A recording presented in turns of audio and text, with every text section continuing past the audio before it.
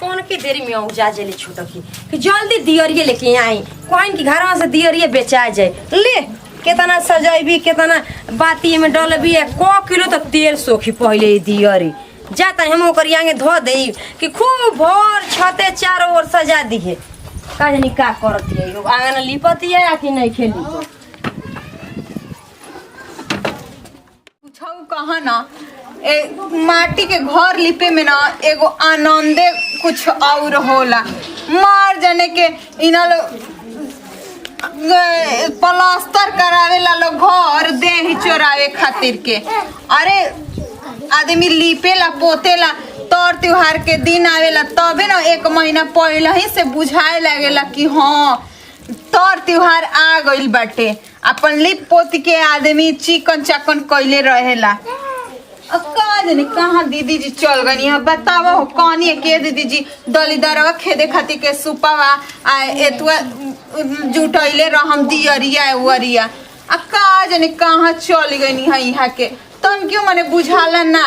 हम घर में बानी घर के करतनी तो मने इहो का ना छूटा हो गइल बानी ना रहनी तो का जाने कैसे करत रहनी यहाँ के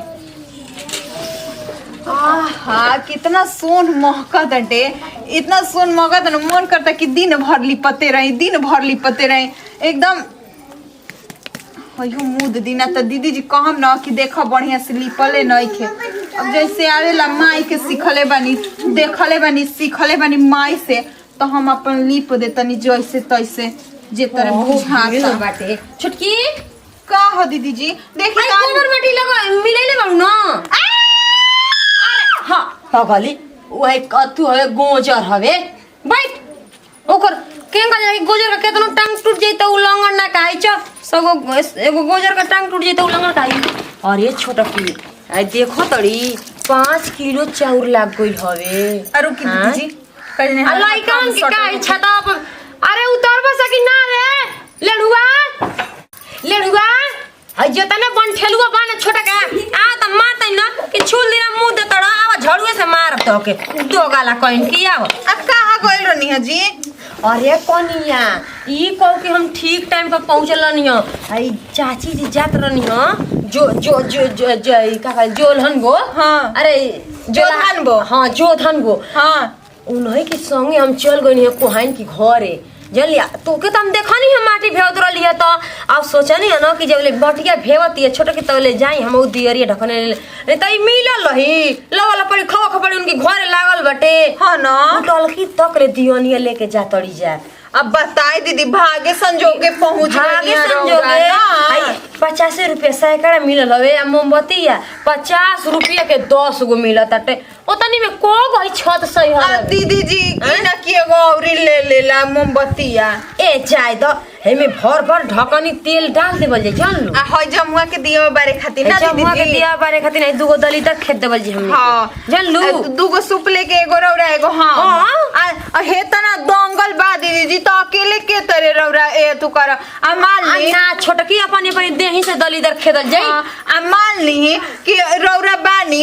कल के हमनी के भगवान ना करे हमनी के अलगा हो गनी जा तो हमारा देहिया पर पड़ त हम सिखल रहम तब ना एगो बात के बासन कहतनी धाने का भूसी रंग दे 2-3 रंग से लाला का पियर का उजरा का आ चुन्ना बतनी आ खूब आंगना में बड़ा का रंगोली बनावल जाई ठीक बा दीदी जी सुनु आ लक्ष्मी माई के घोड़ बनावल जाई चौहे रंग के लाले ठीक आ कलसा रख के आ लड्डू चढ़ा के पूजा पाठ कर देवल जाई कि हे लक्ष्मी माई हमनी के घरे अजुओ से सास बरक द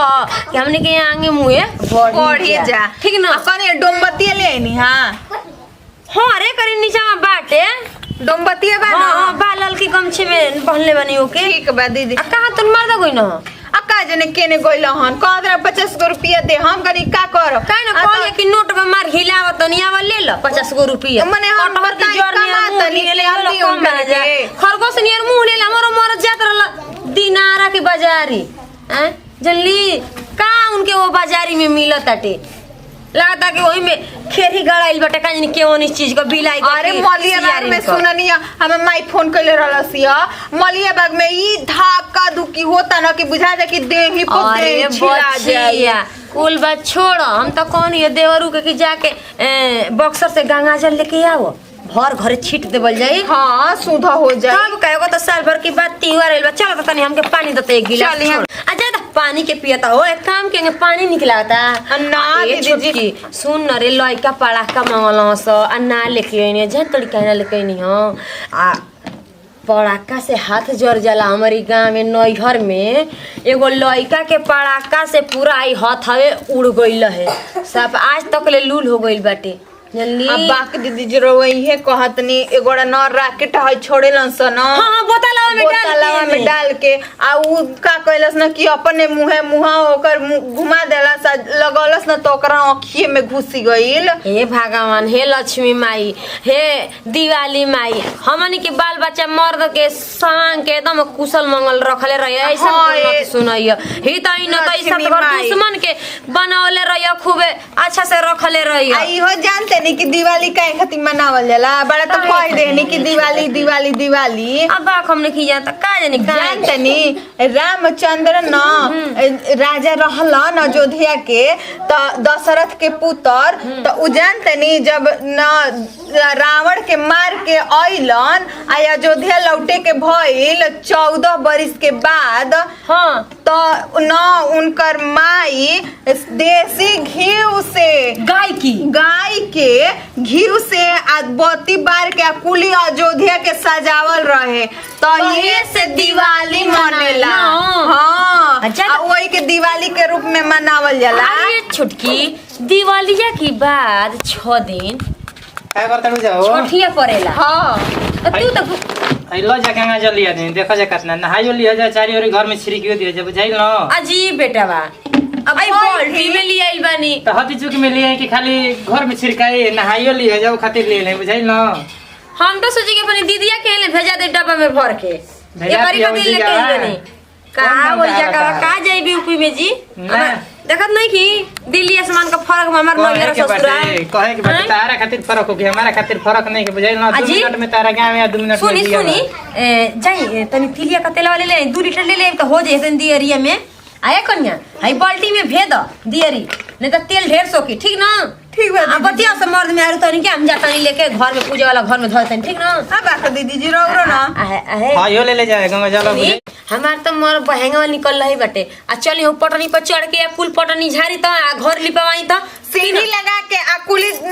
छाजा पर चढ़ के आ कुली अरे छुटकी डबा वाला घर में लेके झाड़ देती त हमनी के झाड़ दिया जितना झोलो लागल बा सब सही करी त देख जतने सफाई वाला होता ना लक्ष्मी माई के बास वाला घर में जन्नी की ना। चलो चलो सीढ़ी लगा पहले हमरा संगे लिपवा चल सीढ़ी लेके आओ तनी सीढ़ी लगाओ माओ तन चढ़े खातिर ऊपर पहले लिपवाई त हमरा साथे हमरा से अकेले नहीं खे होत मार गोजर चढ़ गइल ऊपर हम डेरा गइनी। हां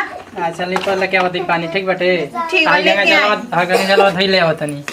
ठीक बा लेके आए। बतावा हो यही तेरे घर में खुशहाली है लक्ष्मी माई हमारा बनौले रही है कि हमनी के मिल मिलाप क के दोनों गोतिनी रही जा आ सब करे मुंह में करिखा पोत दी जा मारने के दौड़ दे आद सब लोग हंसत रहे कि है दूगो बाड़ी सन उहो तेज है दोनों में पटरी ना खाई आ इतना हमनी में पटरी खाता न कि लोग देखता आ मुँहे के भरे गिरल बालो आ कुली जानी हमनी के शिकायतें करत रहे लो ओही तरह मुँह के भरे गिरल रही लो हमनी के आगे बढ़े लक्ष्मी जी बढ़ावत रही हन। नमस्कार प्रणाम, हम खुशी गोड़ छुके गोड़ लागत नहीं। नमस्कार प्रणाम सत्यनारायण साईं नहीं। नमस्कार प्रणाम, हम शिवांगी रहे आप सभी भोजपुरी समाज के गोड़ छुके गोड़ लागतनी और बाकी खुशी जी बोली। आई हमनी के दिवाली के वीडियो बनानी हो जा तो जैसे हमनी के खुश बने जाएंगे ना आप लोग अपने परिवार में खुश रहें जा और दिवाली मनाई जा। आई वीडियो अच्छा लगे तो दिल से लाइक करेंगे शेयर करेंगे सब्सक्राइब करेंगे और हाँ पटाखा फोड़त में अपन हाथ गोड़ मत जलाइ जा सावधानी बरतब जा ठीक बा। और वीडियो अच्छा लगे तो दिल से लाइक करो जा शेयर करो जा सब्सक्राइब करो जा और कमेंट में लिख के जरूर बताइए जा कि हमने के दिवाली के वीडियो बनैनी है जब सबके कैसन लगल है यही सबके साथ दी विदाई और अगला वीडियो फिर मिल जाए तब तक बाय बाय।